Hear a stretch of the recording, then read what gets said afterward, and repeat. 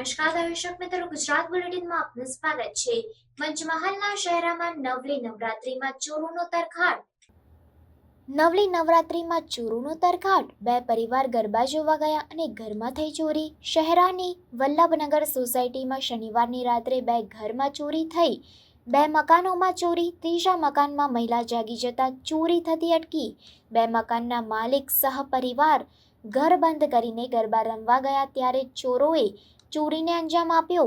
મકાન માલિક મફતભાઈના જણાવ્યા અનુસાર બે મકાનમાંથી રોકડ રકમ, સોના ચાંદીના દાગીના સહિત અંદાજિત 2 લાખ કરતાં વધુની થઈ ચોરી। મકાન માલિકો દ્વારા પોલીસને કરાઈ હતી જાણ।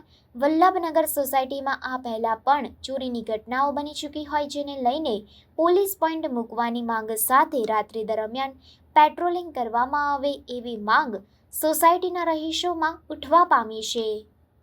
આ વલ્લભનગર સોસાયટી છે। મારું નામ મફતભાઈ મગનભાઈ પણદા છે અને અમે રાતના ગરબા જોવા ગયા। એમાં મારા અને મારા ભાઈનો મકાનના લોક તોડી અને એમાં રૂપિયા રકમ 2.5 લાખની ચોરી કરી છે। એના પછી અમે પોલીસને જાણ કરી। પોલીસને જાણ કરતાં પોલીસ ના આવી એટલે રાતે 2:30 વાગે અમે પોલીસને બોલાવવા ગયા ત્યારે પોલીસ અહીંયા ઘટના સ્થળે આવી અને ફોટા બોટા પાડીને લઈ ગઈ। પછી અમને એવું કીધું કે ત્યાં જઈને ફરિયાદ નોંધાવો। અમે ત્યાં ગયા પછી કે અમને સવારમાં આવજો એવું કીધું છે। અને આ વલ્લભનગર સોસાયટીમાં વારંવાર આ રીતે ચોરીના બનાવ બને છે અને અહીંયા પેટ્રોલિંગ વધારવામાં માંગે એવું માંગ અમારી છે અને જલ્દીથી ચોરને પકડી પાડે એવી અમારી માંગ છે।